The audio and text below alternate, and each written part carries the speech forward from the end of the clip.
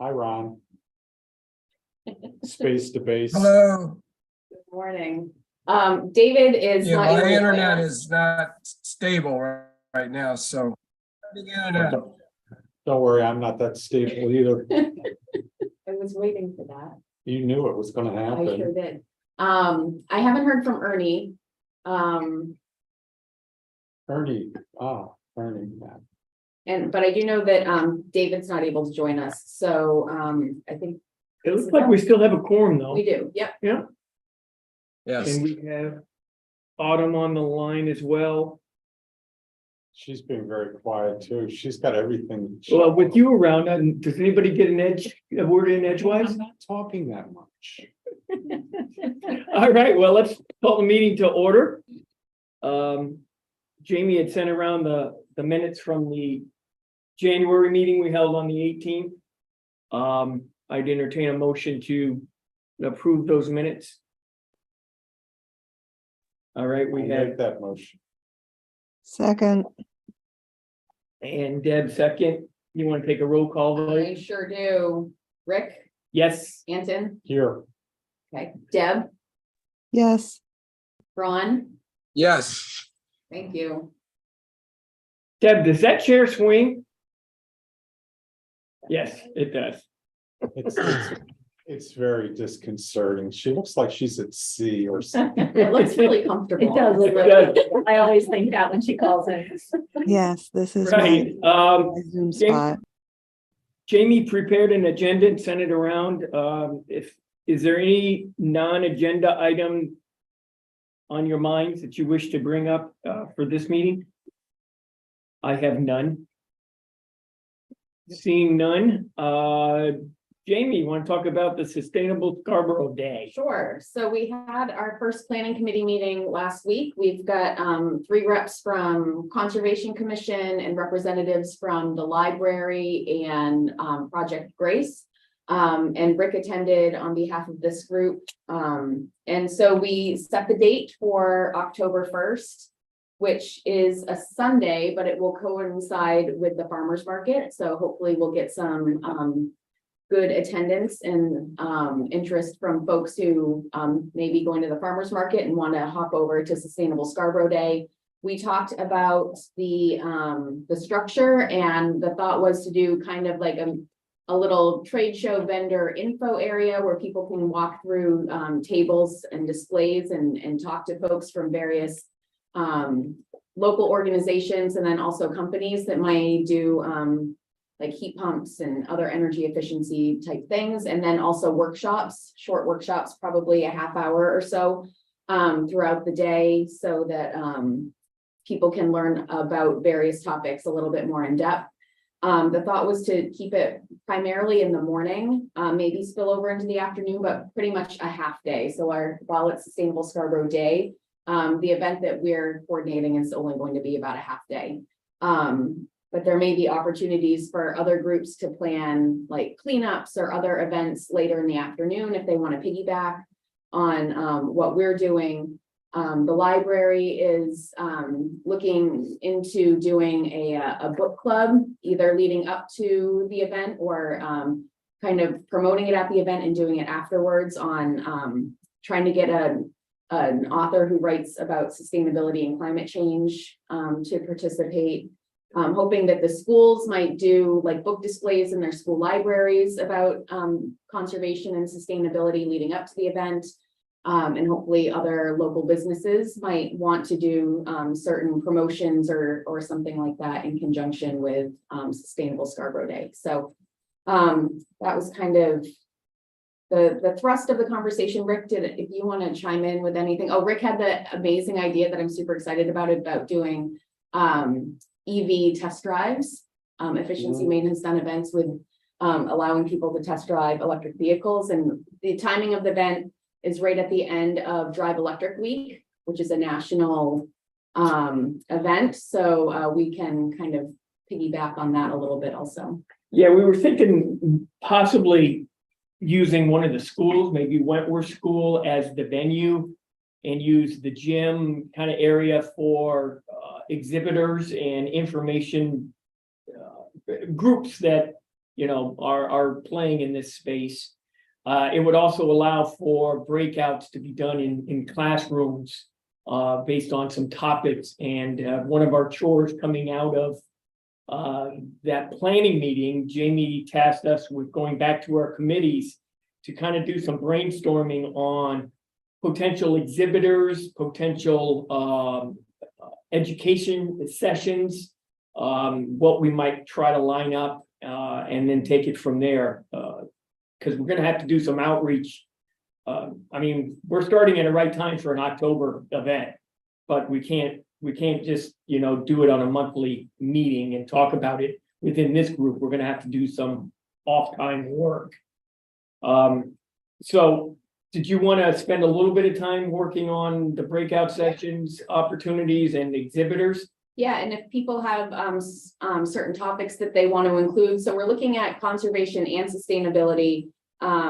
We've started a spreadsheet that I will give you all access to after this meeting. But basically going through various organizations and contacts for folks within the organizations and certain topic areas. So we've got biking, lawn care, recycling, energy, land conservation, sustainable consumption, wildlife and recreation, native plants, non-motorized transportation, kid-centered recreation, invasive plants, sustainable agriculture, climate action. So a whole host of different topics. So if you all have other ideas for kind of broader topic areas that we should be thinking about.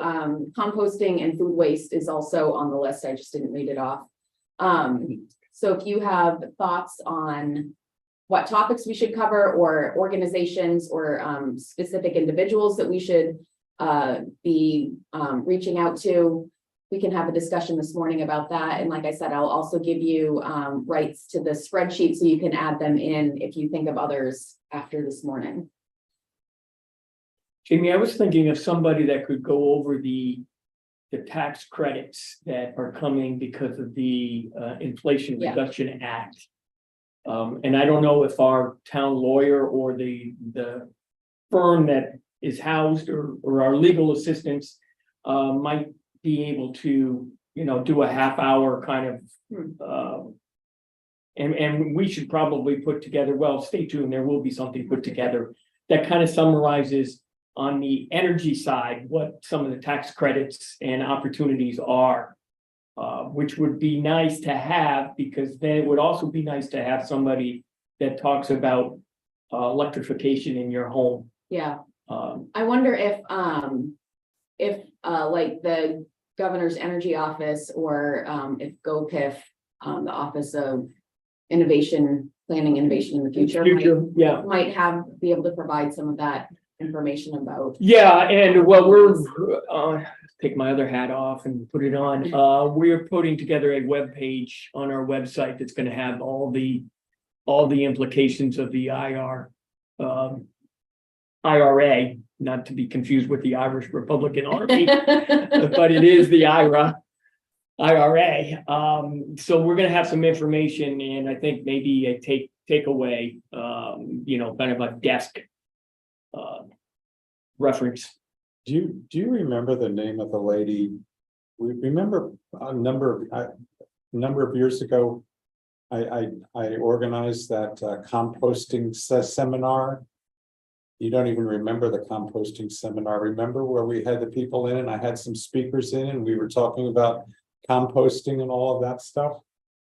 I remember that. I don't remember who presented. Yeah, I forget everybody's name, but what was the name of the lady who ran the conservation or sustainability club over at the Scarborough? Oh, Ecos. It was probably Terry Eddy. That's her. Have you is she still doing that? She is not. No, she's moved on from her work at Scarborough Public Schools. Oh, it's a shame. But she's still local. We might be able to still. She was a ball of enthusiasm, Yeah. and it would be really nice to be able to rope her into this somehow.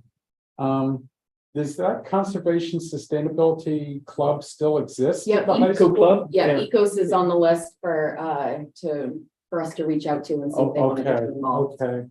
I'll try to pull the names out of the people who talked about composting at that time. One of the fellows had been on the Conservation Commission 20 years ago at least. Mhm. So I Well, who's the guy that composts with worms? There, That's Mark Follinsby, who was on this committee for a while. What's his name? Deb, Mark what was- Follinsby. Yes, that's the fellow. I'm sorry, I forget everybody's name, but he's a lot of fun too. If he was available or Yeah, Just just to bring a talk tub of about- worms with them. People like Kids that. will love Yeah. that. yeah. So I mean, just ideas of Mhm. people who could maybe do a little breakout or a little conversation or even out there by the farmer's market would be really interesting. Mhm. Yeah, so I think, being October, I mean, the weather is always iffy. I would love to see the majority of this be outside, honestly, because, we're talking about sustainability and conservation in the environment, like, let's be out in the environment. And maybe we can have, like the school as a backup if the weather forecast is not looking. And you have Right. a ready-made audience right there rather than trying to attract people inside of a school building. Mhm. Just a thought. So it adds another fun layer of coordination when we have two potential locations, but I think that it might make sense to. Well, if we do it, if we have, the plan is out there and then whether we move it inside, you're already there. I mean, I'm thinking logistically for parking and things like that, if you try to combine it up here with the farmer's market, you're gonna have a traffic issue. Maybe, yeah. I mean, being a Sunday, the bank won't be open, so we could probably work with them to. Tell the use farmer's market to move down there for one For time, one day, maybe. you know, and then they'll come down, they'll see, I mean, there'd be a great little road course to go from that school down to the middle school, go around and come back and drive an EV, Mhm. and not get it out on the main road. Oh, yeah. If you were to stage something here, it gets a little tight with parking. Did we disband, did the town disband that committee on organic pesticides? No, that's a topic though that was discussed. So, What was the name of that committee? well, I'm it sorry, was, I'm that's just- okay. It was the I'm looking Pest at- Management Advisory Committee. Yes. And about a year ago, they actually merged Merged. with Conservation Commission. Okay, So they're still active. The commission is still working on it. They're just they've broadened the scope to bring them the into fellow from O'Donnell's Nursery who owns that place. Terry O'Donnell. Yeah, he might be really good too. He's very committed. If you're looking for people who can make presentations and talk about issues, Mhm. he's very lucid, not like me, very lucid. How about folks on Zoom? Do you guys have thoughts or topics that you would like to see covered at Sustainable Scarborough Day? It'd be nice to have somebody else on the committee, in planning committee. Cause yeah, I'm outnumbered with all the conservation people and holy cow, they talk more about conservation and this was supposed to be a sustainability expo that we were All gonna do. related. But you can just sit there and smile and nod your head. Yeah, That's in Rick's nature. That's a good position. That's a good position to be in. That seems like a extensive list. I'm not immediately coming up with something else. I mean, I think it would be useful in presentation to have somebody who's been driving electric for a while. Just to talk about that experience from the perspective of someone who's not selling things. that's a great session to have, considering the purchase of an EV, what are the things a homeowner should be thinking about? Mhm. Yeah. Can we sign you up for that, Deb? Yeah, but I was also thinking it might be appropriate for me to do one on our house renovations instead and put another EV driver. Yeah, I think that would be great too. Energy efficiency upgrades that pay for themselves. Yes. Yeah, I think that's a great topic. Does your professional organization still give away light bulbs and things like that? We just ended that January 1st. That's too bad. No, it's not. It's a fantastic thing. It means the market's transformed. We don't have to give them away. Oh. People go buy them now because that the only bulb that's there. I'm sorry, I like free stuff, so I enjoy it when you gave them away, you know, and most people do. Well, that's what started it, and it's been a success. I don't even do it in commercial buildings anymore.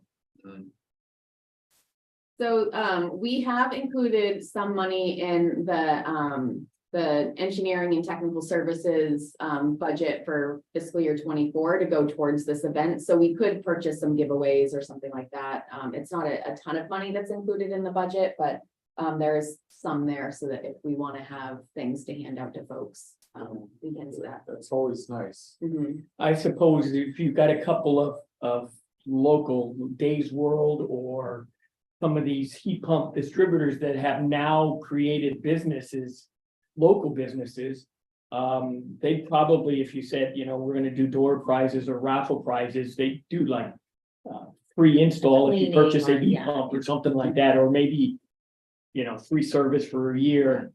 Or not that you really have to do or too much. for them to develop a potential list of business contacts, you know, people who might be interested in pump. You know, they would be willing to maybe donate something or something else like that. Ron has his hand And I'll up. usually put together a basket. Yeah, it's a little bit behind your discussions, but the meteorologist on Channel 6, Keith Carson, has done an entire series on EV. Yeah. Did one the other night about what it's like to charge your car when it's a -10. So, you know, he has already put together 4 or 5 episodes of what the advantages, disadvantages are of EVs. So maybe he's somebody that we could get. He's also done an entire series on climate change.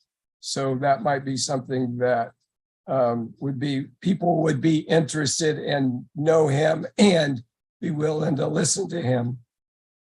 That's a great I idea. think it's That a is a great brilliant idea. idea. Yes, It's get a brilliant. big name and Big attracts name, people. Headliner. For A sure. Celebrity, Yeah. since Michael Douglas is not available. All right, that's great. All good ideas. So yeah, as Rick said, it would be great to have at least one other person serving on the planning committee. Because even just sitting here talking for the few minutes this morning, we've come up with some other really good ideas that weren't discussed. So is anyone willing? Right now we're meeting once a month on Zoom. I think it's Thursday and we're meeting at lunchtime. So if people are working, they can kind of participate during their lunch hours. So the second Thursday of the month I think that's. from noon to Oh. 1 is right now when we're meeting. Like I said, it's all on Zoom. Deb, you're muted. Did you volunteer? I can do that. Awesome. Thank you. Excellent. Got the best person.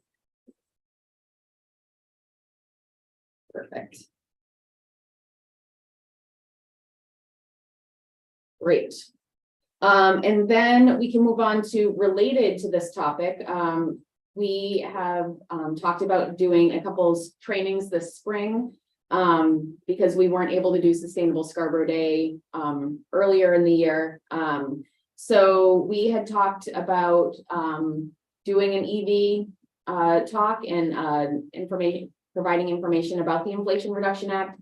Rick, you had to leave last meeting before we could kind of get to this topic, and you had said at one of our November meeting that Efficiency Maine was working on understanding what all of the And that's what we're putting together on our webpage, And or so kind of a resource page. so it's Yeah. still in development. No, we're gonna have stuff ready. The timing of this, are you thinking like Earth Day?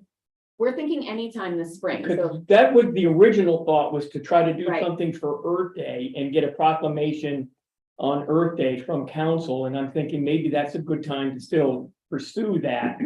And, you know, we can just repeat some of the stuff in October. yeah, and I guess that's something that maybe we want to talk about with the committee. Do we want a proclamation around Earth Day, or do we want it around the event that we're planning? I think both. I mean, we can do an Earth Day proclamation, for the town. Mhm. And then we can do a sustainable day for Scarborough. Okay. I mean, what do you That's think, the same, yeah. people? I don't see why we couldn't do. I think since Earth Day is such a big thing, everybody hears about it. The kids learn about it in school, to just ignore it. Doesn't seem like it doesn't feel good that this committee would just ignore that. Okay. So I will work on writing up a draft proclamation for this group to take a look at our next meeting, and we can hopefully get that on to council. Earth Day is April 22nd, so 22nd, so we've got some time Yeah. to make that happen. massage it up. Great. And so, yeah, I've already chatted a bit with, the folks at the library, about hosting one or both of these events. And I know, Community Services has offered up their hub location at the Oh, at House the of Plain Lights Road?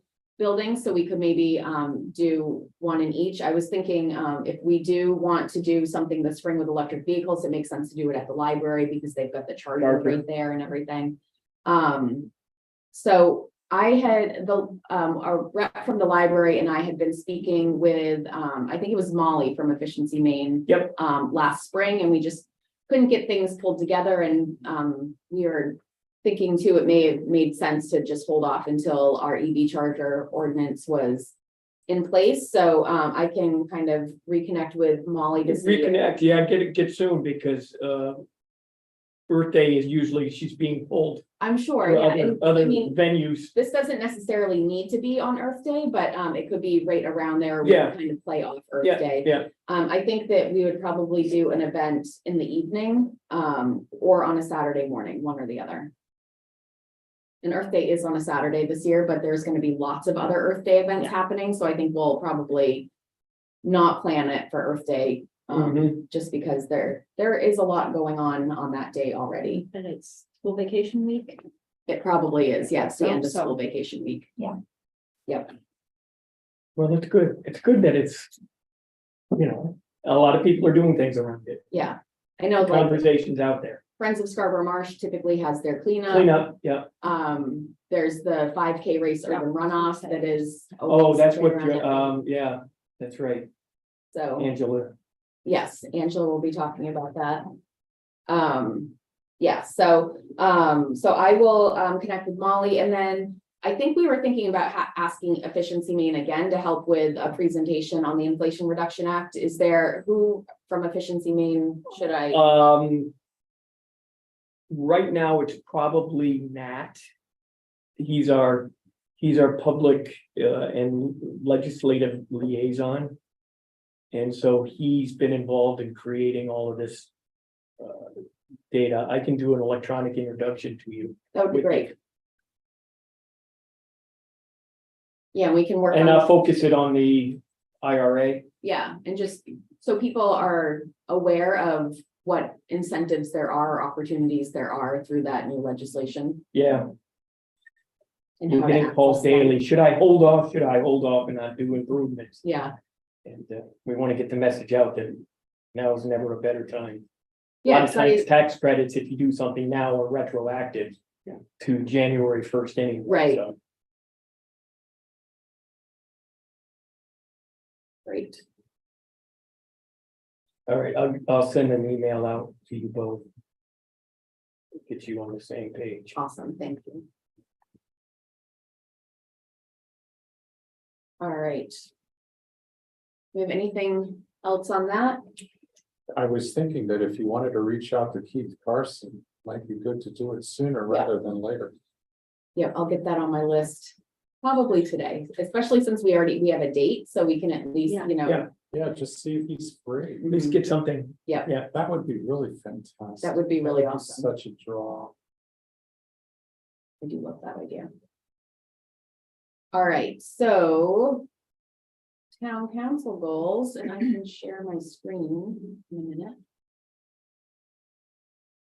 How long was your meeting for when you did this? 4 hours. Okay, a lot of good, a lot of effort, you can tell. how can you do a 4-hour meeting?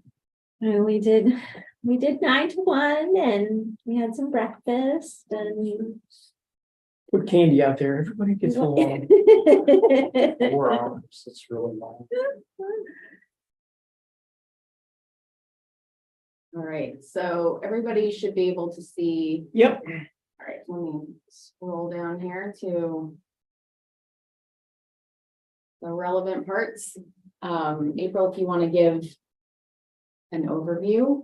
Yeah, so for our council goals meeting this year, John Anderson had us break into groups ahead of time and kind of brainstorm and strategize what we thought our committees would want to see us working on, which I had a leg up because you guys had already prepared, everything in the fall in, preparation for the GMO discussion. And so I basically brought that forward and said, I think we have a pretty clear understanding at this point what Conservation Commission and sustainability's goals are. And the idea that, council continues to grab onto is to have you guys direct some work for ordinance changes that, we could make an impact, and there seemed to be a lot of energy around, what are some small impactful things that you guys see, as quote unquote low hanging fruit that could be brought forward to ordinance that wouldn't take 1.5 years because it's not a brand new ordinance, but that we could, make some impactful changes. mhm, And, council's looking for you guys. to- yeah. Well, I Identify certainly think those. there are some, within our site plan ordinance. When you talk about lighting, the provisions for lighting, I think if we start to spell out a little bit more clarity on lighting colors and lighting intensities and lighting pollution, I think some of those kind of things can be brought out now. It's been an old aspect of the ordinance that hasn't been updated. They still talk about metal halide lights. And so it's time to get that section of the ordinance up to date. Mhm. Okay, So that's one that comes to my mind. And I don't know where this goes, but some sort of electrification ordinance. Trying to drive greenhouse gas reduction, I think is the approach. The balance here is trying to make sure that the perception of increased cost is not there. Yeah. When you start looking at it really from the ground up, you don't need to put a chimney in homes anymore if you go all electric, so you lose that cost. And it just, to me, seems like we should have some sort of guide path for developers when they want to come in here and bang in a building. We've talked about it in our comp plan but we can't mess with the codes, but we can mess with our ordinances. right. And so it's a tricky line when you start talking about thou shalt do this.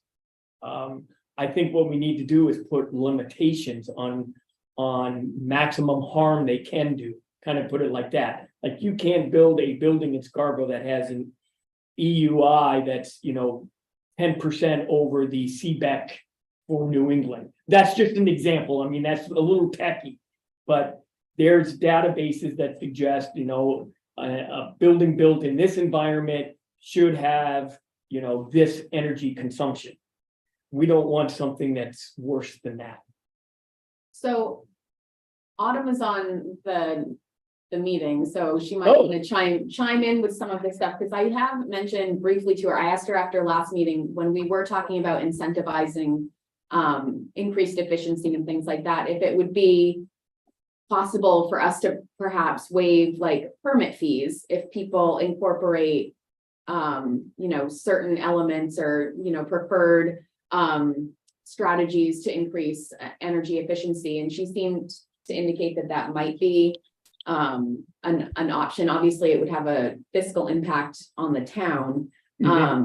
But a lot of times if we're talking about single family homes, the upgrades that we're talking about would probably be offset by the permit fees. And so is that a way to incentivize? Hey guys, yeah, I think that would be a great way. And we also talked about maybe having some sort of grant opportunity. I think we talked about that last time, having some sort of pool of money and set aside each year that we could, we talked a lot, Deb, about the education process and getting that information out. And then if we could create some sort of bucket of money, if you will, for grants or permit fee waivers, I think those would be really good ways to do it. I think you'll see that probably more for your individual home builders, not probably your larger development. We probably have to figure out something else to incentivize those folks on a greater scale, but I think that'd be a good place to start. Autumn, I'm just looking in chapter 400, and the first two chapters, the building code and the residential code and the international mechanical codes are both grossly out of date. They reference the 2003 IRC and that kind of stuff. We're actually on the 2015 version statewide. Right, And we just- are too. Huh? We are following those as well, as our code language may just be out of date. Well, what we can't do is we can't have a different code than the state code. Right, no, and we don't, I know we don't enforce the code at 2003, but right. the last time this ordinance was amended was in 2007. So it sounds like I need to fix that ordinance too. Yeah, those three. Thanks, Rick. I needed some more to do today. It may simply be No, just some updates. Yeah, no, that's not how we enforce it. So we can definitely fix that. Autumn, could that just be made more general? So it just references the most recent approved rather than having. Yeah, just following. Probably the uniform building and best way to energy do it, code. and then we don't have to come back and do it every 3 years or so. Makes great Right, sense. right. Yeah.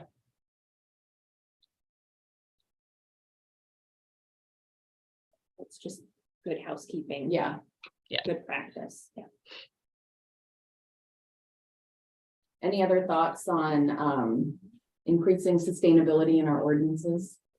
Well, I'm quite hopeful that the Long-Range Planning Committee, as they start to look at these as well, is they look at the design standards that we have, and if there's ways to incorporate, sustainability within our design, building design performance standards, that might be a way we can insert some of our goals, this committee's goals in, or I shouldn't say that, comprehensive goals, the plan's goals.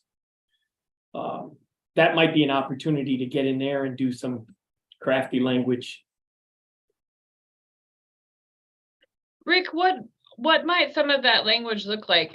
Right now with long range, we're talking about materials and windows and entry and roof materials and roof design, kind of your building blocks. Is there any opportunity for you all to, are there any really new innovative materials and window glazing and different things like that we should be looking at, maybe incorporating in? I don't know. I haven't given that much thought, but I was just thinking about, ways that we could say to drive the air source heat pump technology, have some sort of performance standards when you prepare these things and put them on sides of homes and buildings, like, the proper, allowing for the air to flow, but proper screening and those kind of things, and build those within the design standards. If you're going to put a VRF on a rooftop, what does that look like? And what would our expectations be for the building design? And that way, at least it's being addressed in the design standards and saying, oh, people start thinking air source heat pumps. Okay, it's in the design standards. This is what I should do. So would that be some language that the site plan ordinance or the commercial design centers doesn't apply to single family or anything. But is that some language that this group could help me with to get put in? I personally think we could. I would love to help. I'd love to see something put in. I'd really like, because these are areas that are outside of my knowledge base, and I don't think the long range planning committee is even getting to the point where we're thinking that far. We can't even decide what kind of materials we like yet. But maybe if this group could draft up some language that once we get to the point where we get a more solid draft and understanding where we're going, we could insert that would be really helpful. So I think it would be most appropriate coming from you all. Mm-hmm. Anything that you have, especially, any for design considerations and thinking commercial buildings, thinking mixed use, multifamily apartments, not really single family homes. Yeah, I was driving with the multifamily and Yeah. then the commercial But side. anything you think, and I like the way you kind of phrase that. You get those little, here's how you address this, and oh, well, that was a cool idea. I didn't even think about it. So that's a good way to sort of sneak it in there. Exactly. Get that brain thinking about doing something alternative. So I like that a lot. Since I'm unfamiliar with much of this, what kind of resources do we have in our community that would help us understand what's available in terms of the latest and the greatest building technology? Well, I think there's, like the Do you have a forestry people have their things about, native wood and timber. There's actually codes that imply some standards for timber stick Do buildings. you have a good handle on what the database is out there for these sorts of? I don't things? personally, but I think it's easily attainable. Yeah, then Yeah. I was just wondering what we could tap into to better understand them. Yeah. Which would inform the writing of this. Yeah, I don't know. When you talk about windows and materials, that's not my technology and equipment I can talk about, but materials, building materials is kind of not my forte. I mean, there's building blocks, there's these styrofoam blocks that you stack and then you pour the cement in. So now I've seen you're those. insulating on both sides. And I know Michelle Atherton, she runs an all-women's company that does nothing but sell that kind of advanced building materials is what we call it. And I have some sources for that I can pass on. But I think that's what maybe we should be looking at is these advanced building materials. I think that would be fantastic because I know the long range planning committee wants to be able to accommodate those. Like right now, our commercial design standards don't speak to stone or timber or architectural metal. So we're way behind. And so but we also, we're going to catch up with those things, but we want to add some innovative ideas and build in sort of flexibility while still maintaining the style and design that we're trying to come up with. So New England vernacular. Yeah, exactly. So anything that you all could help from that respect would be fantastic. But yeah, and it might not encompass at this moment a radical transformation, but if we had some idea of what was out there, maybe you could grab some of the low-hanging fruit to throw into these things that wouldn't be so shocking to somebody. Well, and Rick, the advanced building materials, is that something that we might want to think about incorporating into Sustainable Scarborough Day? So maybe there's somebody that's dealing with the humane plastic kind of thing. They're building a home with a 3D printer. They've done a boat that successfully was launched and everything through a printer. Are there consultants that work in this area? Yeah, sure. If there's a way to make money, you bet there is. I would And they put a hat on. I'm just thinking personally, it would be just fascinating just to understand some of this stuff.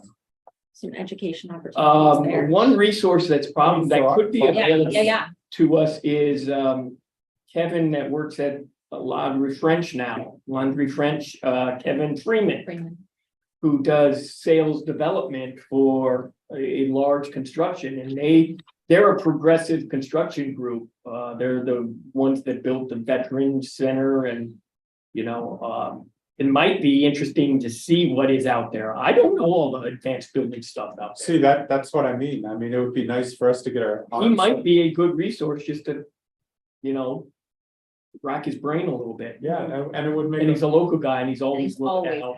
to say, he's You know, always. he- And it would Happy make to a, help. it would make a good, fun, informative meeting for us as well.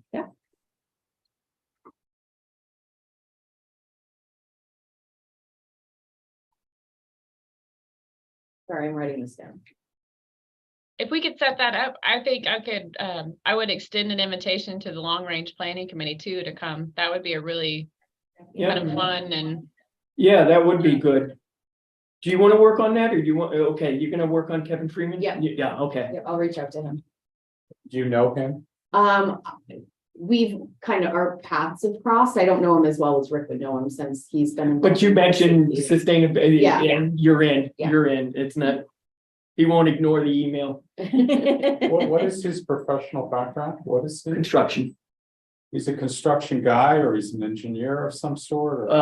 I don't know if he has an official license, but I know Oh, he's been with multiple really good construction firms as sales guy who does, So he may be cut completely up on what the state of the art is. yeah, I'm sure they That's, use all kinds of building materials. that would be fascinating. There's a lot of new stuff out there, but I just don't know. That's why I mentioned it. Yep. Great. So there may be more suggestions coming for, for this, but I think that those are all really great ideas. And so if you come up with other, I mean, Rick, you're most in tune to what's in our ordinances, being on the planning board. So if you come up with The other. binders are like that I thick. know. It's craziness. Yeah, I mean, I'm gonna keep racking my brain. I know, you know, and what are those confusing, where is the bottleneck of moving forward to doing a good building?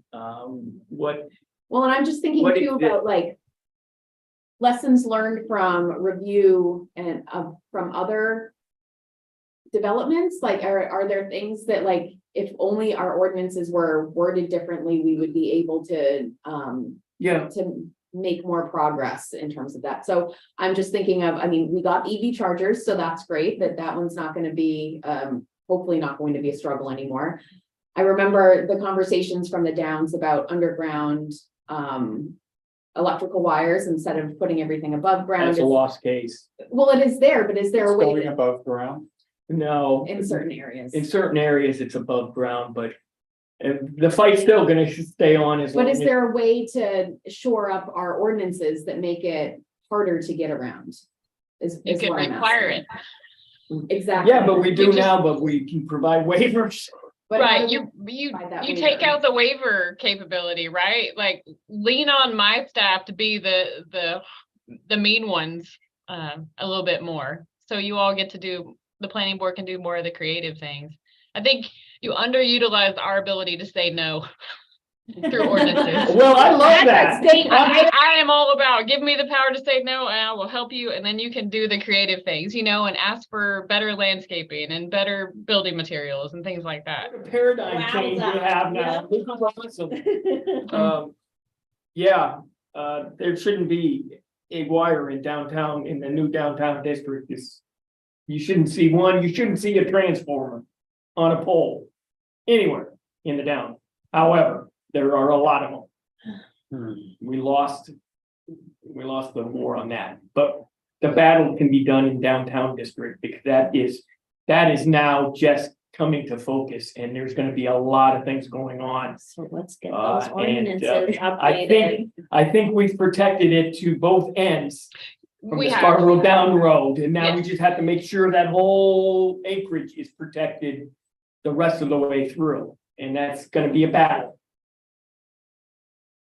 So if you come up with other thoughts of other projects that you've reviewed and that they were asked to do something that wasn't a requirement, but it would be a good idea to make it a requirement, how do we do, like, what are those things? Yep. That we can come back to ordinance and try to improved so that it's not a fight, it's just what you have to do to build in Scarborough. Hmm. So if you come up with any other thoughts. I've been thinking about it, and even the subdivision ordinance, there might be some things. There's lots of things. And I love this. This is great, guys. I mean, council's- Sidewalks must be built. Cross access must be created. There's lots of things.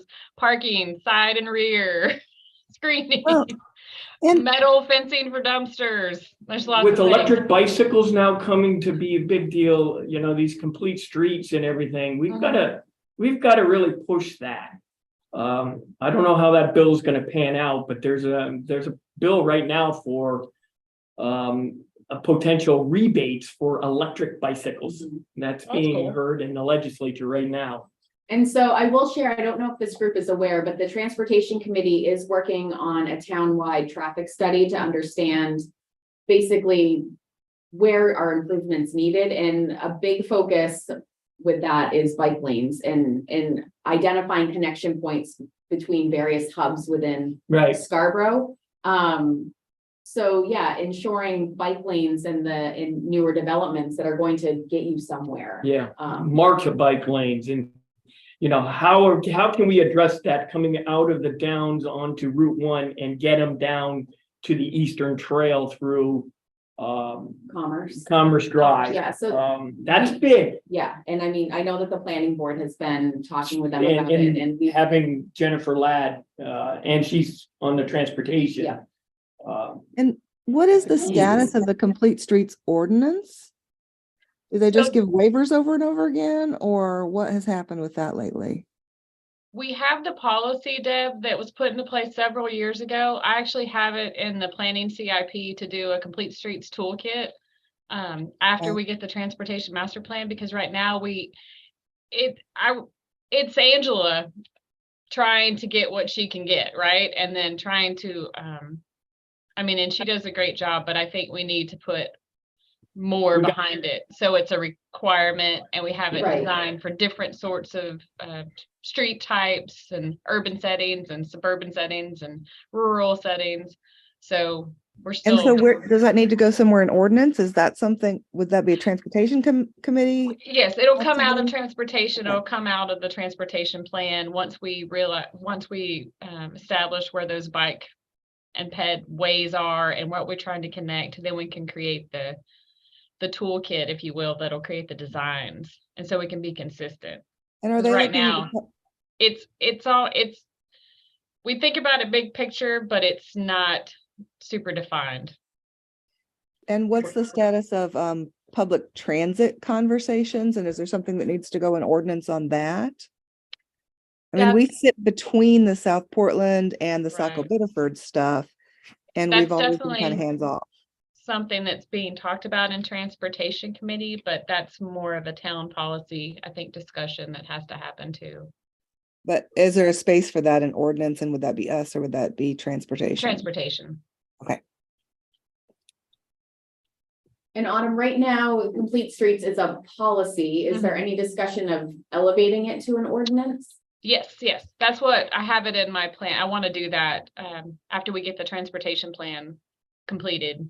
Great. And we have the background that we need to get it moved up to an ordinance, so it's a required thing. Great.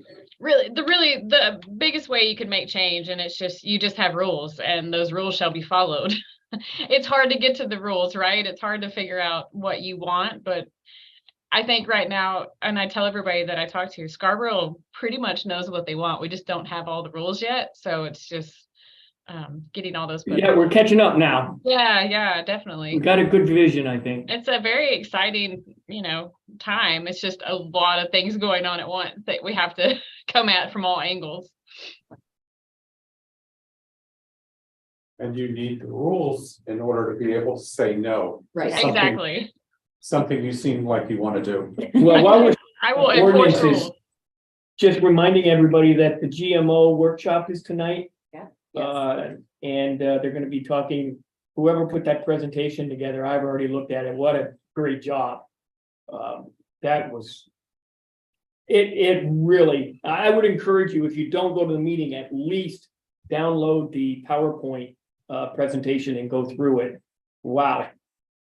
It's got a lot of thought put in that and lots of discussion points, as well as some really strong recommendations on what it could look like. And I think this committee and a lot of town committees provided planning department with some input, and they took it and ran with it. So that's going to be an exciting workshop tonight. Yeah, and it will be, if folks aren't available tonight, it will be available for streaming afterwards. Is it gonna stream, it's not gonna stream live? Yes, will. it will. Oh, yeah. What time does it start? 5:30. I can send out the link if that would be helpful for everyone. Yeah, it would be. And the Yeah. link to the slides as well. I was just scanning through my email and not finding it immediately. I'd love to see the slides. I assume that it's with the agenda The packet. agenda It Yeah. is on. Yeah. Yeah. It's under the board docs. I love that Yeah, now. Word docs is Yeah, that's great. really cool. Yeah, I can send that out after the meeting. And just also while Autumn is here and while we did mention ordinance, I just wanted to give a quick update about the small scale energy systems. That is going to go to Ordinance Committee in March. Yeah. I believe. Tabled. Yeah, and they're also asking for a brief presentation from the folks who came and talked to us for 45 minutes. They want that pared down to 10. So let's see if they can do that. Well, let's. They said they would do it. Make sure we fact check then. I feel like in ordinance, you guys will cut them off. So Yeah, Nick will have no problem. He's I "And feel like that's that what would be- And time. You're done. Yeah. So that will be on their agenda in March. Yep. Great. Are we good to move on? I think so. All right, so next item on the agenda is the Energy Efficiency Community Block Grant. So this is a new thing. We recently found out that the town of Scarborough is eligible to be direct funded with about a $75,000 grant to look to do energy efficiency projects. And so if you look up, the lights in town hall are pretty old and inefficient. So my Well, they're compact fluorescent. You're gonna gain about 2 watts out of each fixture. They're not, we could never do replacement lamps for those in LED because the savings is minuscule and the cost. But the costs have come down. Those are direct replacements now. You can go around and get new pop them out. PL lights. So we are working, I've reached out to Efficiency Maine and we're kind of doing a mini energy audit for town hall to get an idea of how can we make this building more efficient. So I've sent them all of our energy information and have a meeting scheduled with them at the beginning of March to kind of go over what they're seeing in our utility bills and what some thoughts may be. But essentially we have until January of 2024 to essentially submit a plan to the Department of Energy saying how we're going to use this energy efficiency community block grant and how we're planning to use it in town. So my thought was to look at efficiency upgrades at town hall and perhaps other municipal buildings. If others have other thoughts, we can certainly discuss it. Like I said, we have about just under a year to kind of pull a plan together and submit it for this funding that is coming from the bipartisan infrastructure law. So I'm not remembering what the status is of energy audits on the whole town portfolio. Have we done that recently? Because that's something that needs to be redone every once in a while. yeah, so we haven't done that recently, but community services is including kind of a facilities inventory and review as part of their capital improvement plan for fiscal year 24. So that will be part of that. They're going to be looking at all of the municipal buildings and energy audits will be part of that, as well as other kind of maintenance and inspections and just getting an understanding of the current condition of our buildings and when and how, various upgrades and maintenance should be done. Are all our fire stations on natural gas? I do not know. Because there's opportunities now that we have living students. I think in all of the firehouses, I'm not sure, but is there an opportunity to upgrade, make these go electric? So, if you go into this new firehouse, each one of those dorm rooms has their individual control and their own unit. It's a water source based heat pump system, but I'm just thinking upgrades to the firehouses. Years Since there are people ago, there years ago, 2008 timeframe, we did some upgrades on the boiler systems that were really inefficient and put them to condensing boilers when they were atmospheric. So that was big, but I'm just wondering if they're on natural gas, then it's hard to go electric because of the pricing. But if they're on propane or oil, it's a no-brainer to get rid of that system and put in air source heat pumps. Okay. But, in audit, if you don't have LED lights, you put LED lights in. You don't need to spend a lot of time, a lot of money on a lighting audit. Mhm. And going all fancy controls and everything is not going to save you that much more for the money. Mhm. So let's make sure we do things that are cost effective. Mhm. But if you're burning in any of the municipal buildings, there's probably something you could do prescriptively that would get you in greenhouse reductions. Right.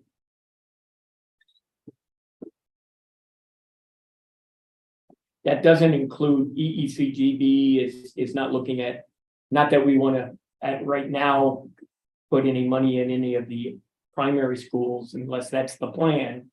But the primary schools are energy hogs. They're awful. And there's lots of upgrades that could be done at those. Mhm. And $75,000 is only gonna put a Not even ripple dent. in the stream, so to speak. But does the town want to put that investment in as it looks into this unified school? Mhm. But there's a lot of political and a lot of outside issues that are going to be dealt with on that.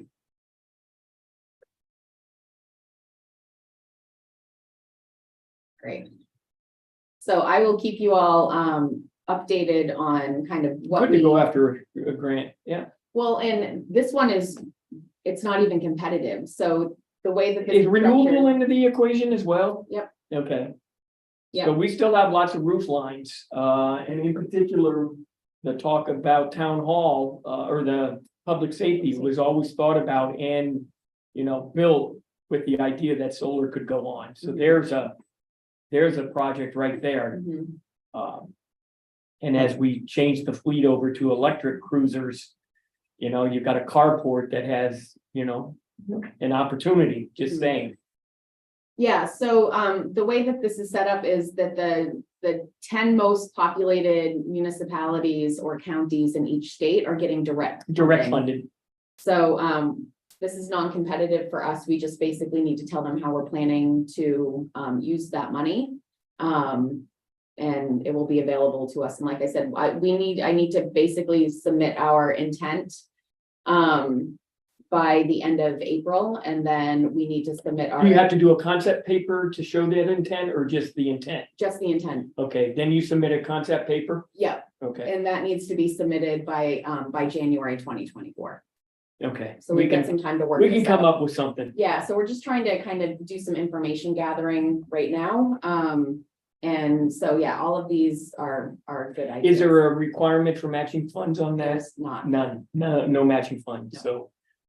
I would That's too imagine. bad, because then you're going into budget talks and can we get a line item in the budget for energy efficiency improvements in the CIP? Well, and so we have to submit by January. We could potentially have something in the 2025 budget if whatever we want to do isn't going to Yeah, be fully covered by that 75,000. Or we could say in the 2024 that we're thinking of applying for this money and we'd like to have seed money to maximize project potential. Yeah, the problem is, we don't have enough information right now to know even what to ask for by the time, I mean, CIPs are due at the end of this month, so.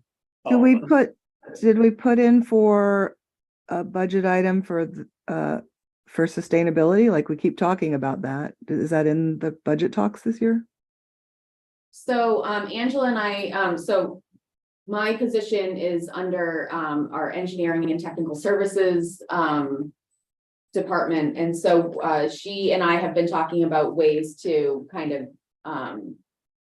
incorporate some sustainability into their existing line items so that there will be, some money to go towards various efforts, but we don't have kind of a dedicated line item for sustainability in there. And part of that is Keep asking for it in sort of in lieu of or in concept of the money that we save on some of these projects. So like, I've stepped back from wanting anybody to do the math to fund that. But would really like to have a line item funded in that way. well, all right, I'm gonna ask April then for some feedback on that. So, Deb, are you saying? So we as a finance committee and as a council have acknowledged that we need to look at our fees and determine what we're collecting for fees, whether those fees are reasonable, and then what the fees are going towards. And obviously, if we are collecting impact fees that we could designate into a specific sustainability account, that would be a way to create and generate monies that, you know, would be specifically for sustainability. I don't know about creating a sustainability line item and not having it be a designated. Well, the comprehensive Specific energy plan calls for spend. one.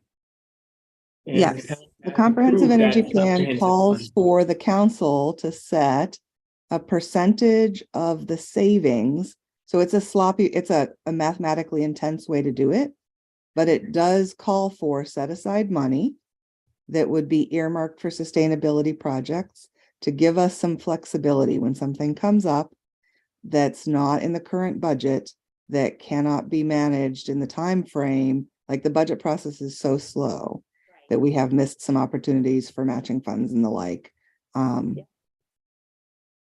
So Or we use it if we were to engage in other PPEs for solar, we could use it to do early buyout of the system. Yeah. And that would give us the savings. Let me connect with John Clucci about it.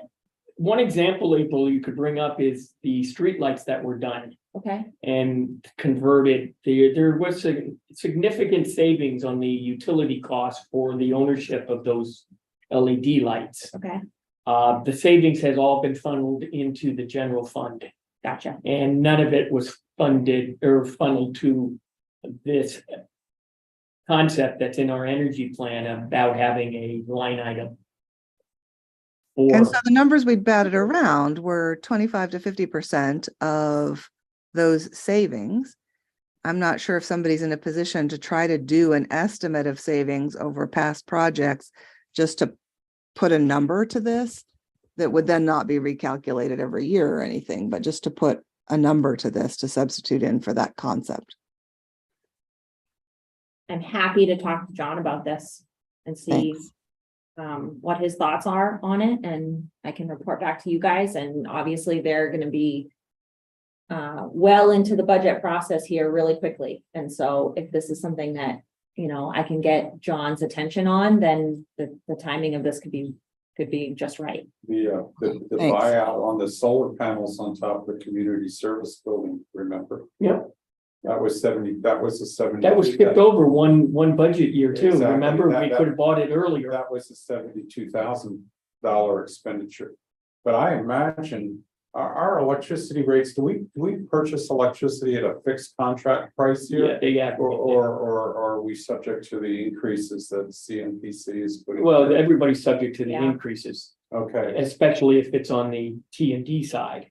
all right. If it's on the supply side, that's less, but that's the section that got really bumped up. And this last, for the homeowners at least, for the last round of increases, it was the supply, not the demand. Because I was thinking with the increase in the electric rates, that solar panel is. Yeah, at today's retail price, it's more valuable than it was when we installed it. Absolutely. Saving us some serious money as well. Even though the present value calculation changed given the rise in interest rates, but we can ignore that because nobody understands present value. Except maybe me. Yeah, I was gonna say, I'm starting to glaze over. Well, there's one more ordinance that is actually gonna come down to Scarborough here pretty quick, is the commercial, or what we call the C-PACE ordinance. We have the PACE, the homeowner PACE, and that was done through ordinance, and you have to have an ordinance in order to be eligible for that municipality to have C-PACE, which is commercial PACE now. Okay.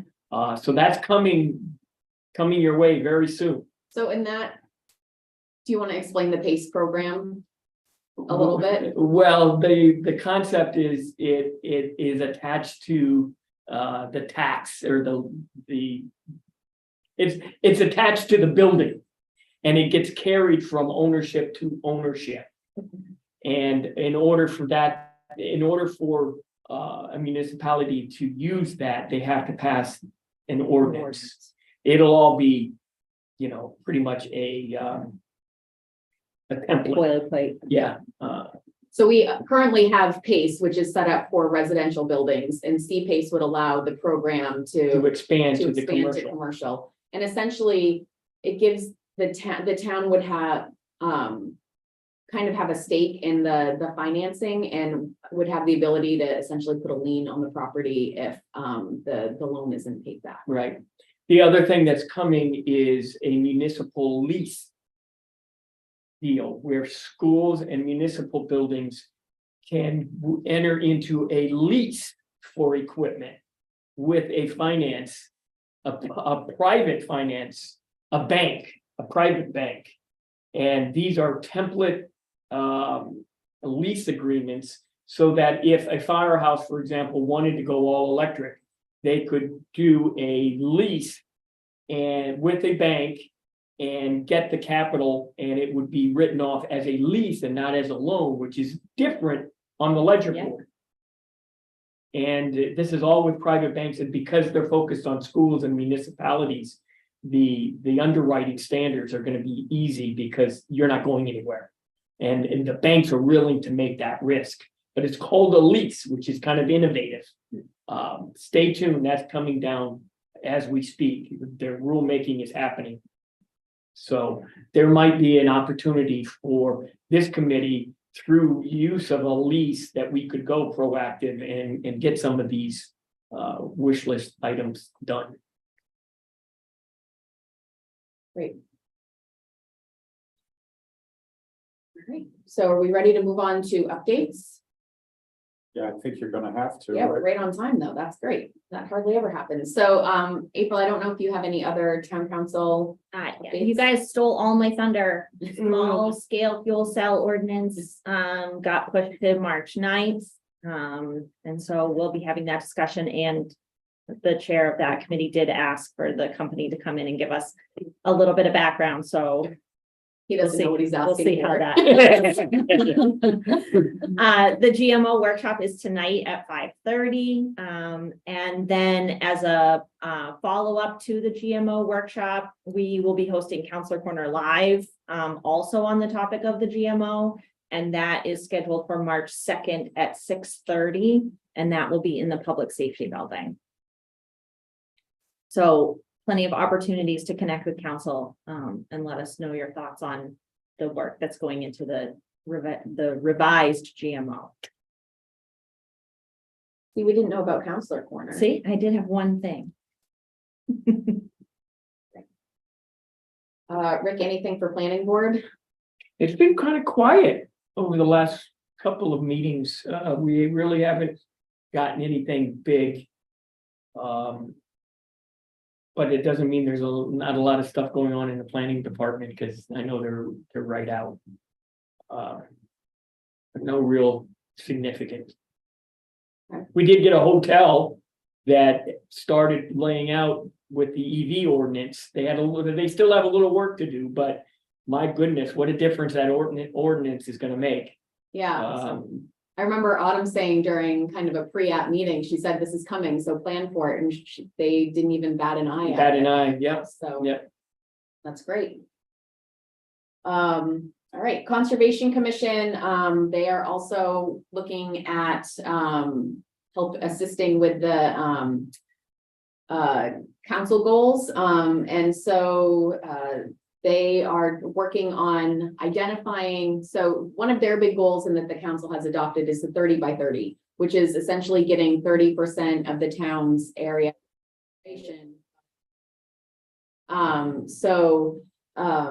They're working on figuring out what currently is conserved.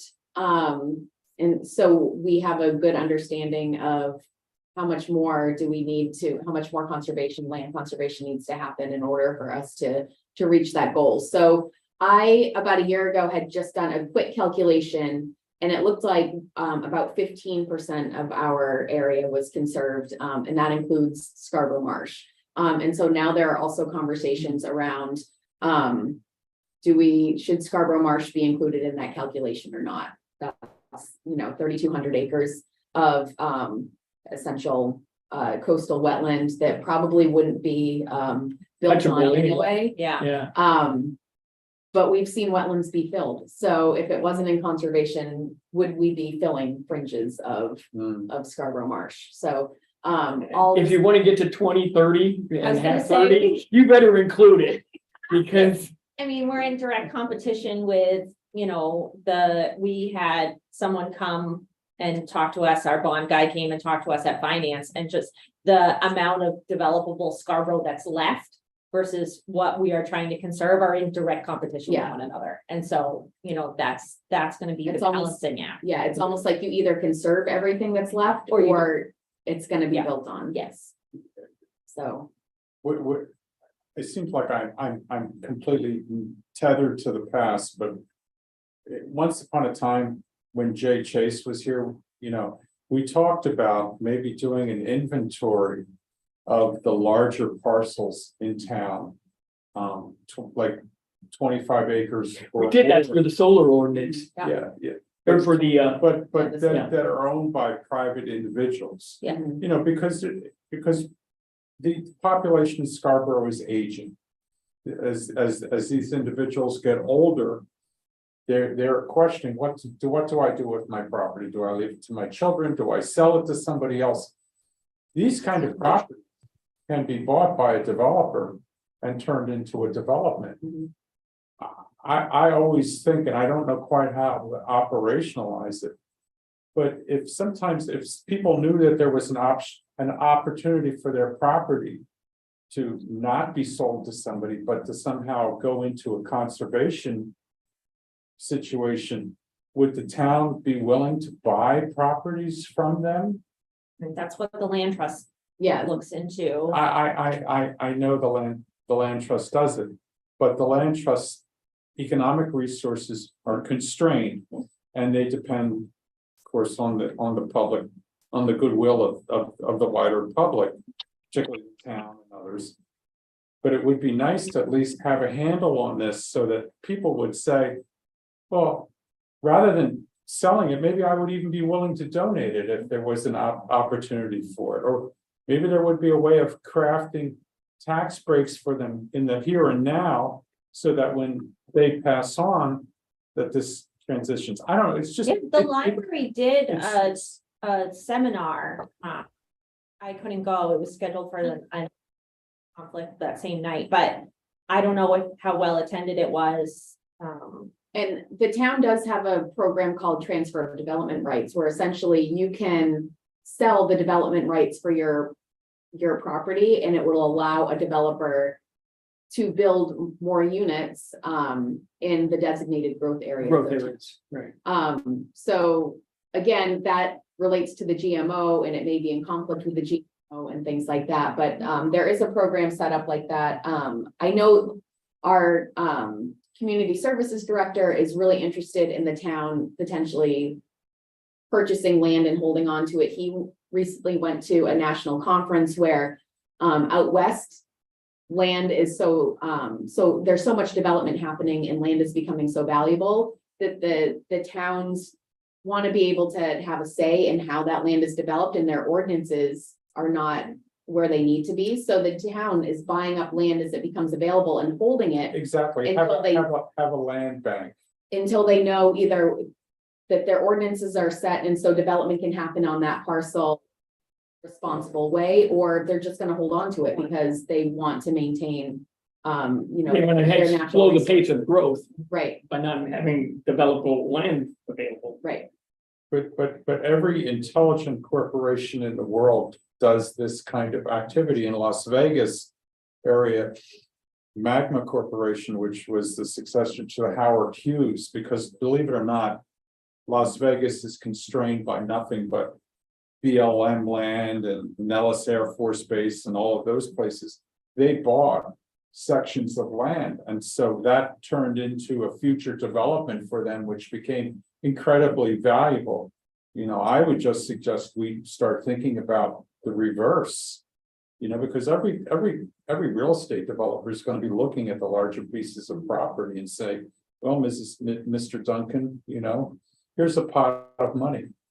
You know, we can buy it. So, and money is going to be one of the limiting Of factors course, in it all of always, this. it always is. Mhm. That there are people with goodwill. Yeah, And and I they- think it's important people know their options. Yeah, and they would say, "Why- rather than have my beautiful piece of property turned into a real estate Yeah. development, I'll just donate it to the town, hell with it. And there's Well, been a what lot am I of gonna that. do, what am I gonna do with it anyway? You know, I'm gonna go to my heavenly reward and I'm gonna leave that here for somebody else. Who are you leaving your house to? Nobody wants my house. Well, I'll leave it to you, Rick. You won't like it. It's an I'm energy, just checking because then I can sell it to a developer. It will. it's an energy hog. You don't want Is it. it? Yeah, let's work on it. So, and then the last item from Conservation Commission is they are starting to become a little bit more involved in planning board reviews. So they are now getting some of the plans that are coming before planning board so that they can review and provide comments. So they provide comments. They'll provide them to staff and staff will incorporate them into staff their review. memos. Yep. So the first one Good. that they did was the proposed parking lot for Nonsuch River, Oh, the gravel, the gravel parking the lot. gravel parking lot? That was the first project that they provided comment on. One of the beautiful things about having been on some of these committees for so many years is that you can see these issues. They go out, They recycle. they come back, they go out, they come back. Yes, they do. Yes, they. Seen this before. It's really quite ironic. We have two gravel plans in front of us for Monday or for Tuesday. It's like the more things change, the more they stay the same. Everything comes back. I know, I just saw a video of someone like teaching people how to tight roll their jeans from the 80s. And I'm like, it's back. It's back, pegging is back. We never learned how awful a fashion trend that was. It's back now. When I went to college, I'm gonna sound like an old man. When I went to college, we got demerits for wearing jeans. What's a demerit? That's called EMI, extra military instruction. What we got. All right. All right. Our next meeting will be March 22nd. I will work on seeing if Kevin might be available to join us to talk a bit about advanced building materials, and if not, That would be cool, yeah. That would be wonderful. Make sure you get Deb on the reoccurring meeting for the sustainability day. yes, I certainly will. Oh, Autumn, I think she Can I- has. Rick, you just said something that made me think of kind of a cool idea, and it might be too hard. Is there an opportunity for this group and all of the other groups that are sort of like-minded? I wonder if we could purchase a home or a project, if you will, and use sustainable energy, heat pumps, and almost have it as like a demo structure.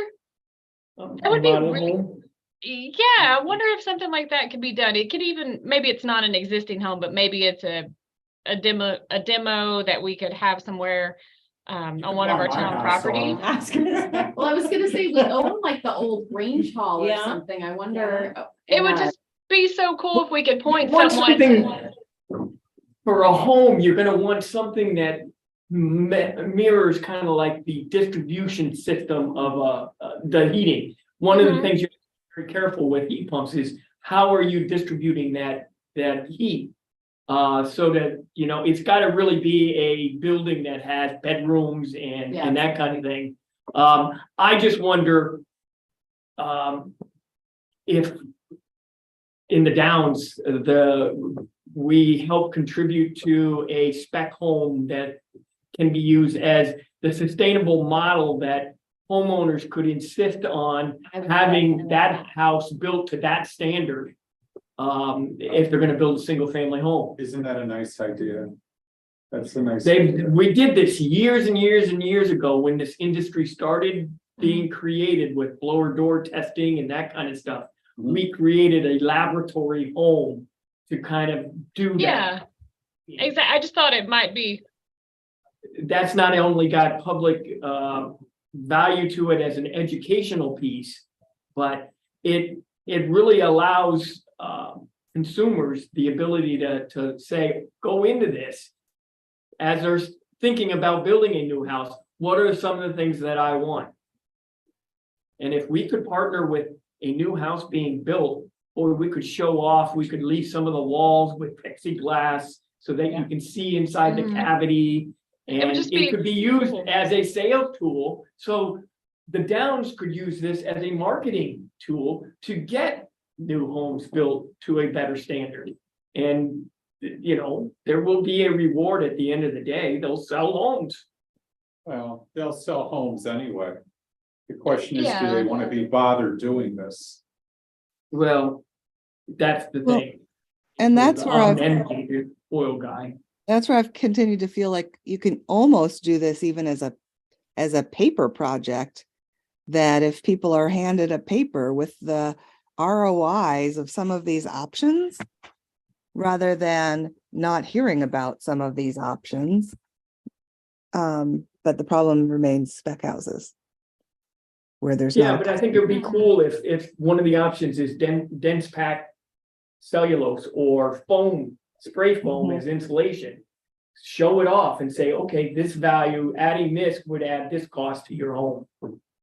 That's an option. Maybe the fellow who's coming next week has some, next month has some Oh, Kevin? ideas on this too. You know, even if we could, like, we're rearranging the planning and engineering offices and things, and I'm gonna have this sort of conference room area. Even if we could have some cool exhibits that we could get for different sorts of things that we could point people to come and look at in that joint space, that would be just a start. Like Deb's brochures and getting that information out, where it may not be an actual structure, but we could have I don't know, you see trade shows sort of exhibits of what things are and how they might work. That might just be a cool idea. And you almost might need to build that as a structure that people would want to go to repeatedly. Mhm. And so building I'm almost thinking of Sedco, but building's not their building, but that kind of an entity Mhm. that could operate out of something that was otherwise like a home. That had spaces that either are designed as or historically were. I mean, I know entities that function inside of old houses. Mhm. But you need something people are going to go through rather than something that is built to be lived in. Right. So, yeah, I really like Office space. having that kind of data set available to the public. Hockey rink, the Casco Bay hockey rink has a big poster and information about the solar panel and stuff like that. And the library's information about the solar and the electric car charger, and just having more of that in public spaces on some of these projects that are efficient and are applicable to people's houses. Well, and I was wondering too, short of having a model home, or if we had kind of like you were saying, trade show displays that were either in our office or maybe even in the library where more people are likely to see them. Or perhaps both. I mean, talking about a model wall with the spray foam insulation behind, like, We had that, remember Deb, at the hardware store, we had the good, better, best wall where we had Yeah. one with Panther, we had one with cellulose and one with foam. And you got to see, you know, what it looked like inside your cavity. yeah, where'd that come from? I had it built by a insulation guy. Do we still have it? No, we gave it back because he liked it so much, Oh. he's using it. We could probably borrow it again.